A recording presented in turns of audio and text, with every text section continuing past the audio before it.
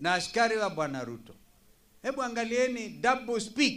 Yani huyu muungwana Ruto amekuwa mtu wa ajabu.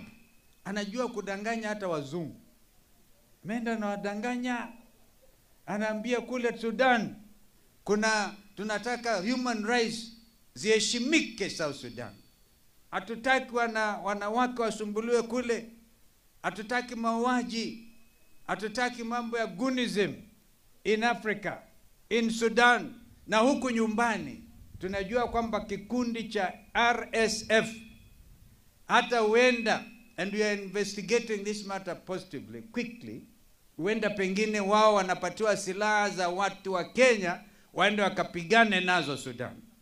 Tunajua kwamba dhahabu inayotolewa Darfur inapitia hapa uwanja wetu wa ndege Jomo Kenyatta International Airport kupelekwa Uarabuni, and they change the rules of origin, ionekana kama ni dhahabu ya Kenya. Na ni dhahabu inatoka Sudan, hiyo inaitwa blood diamonds, blood gold. Kwa hiyo mambo ni ajabu ya serikali hii. Kuna kila sababu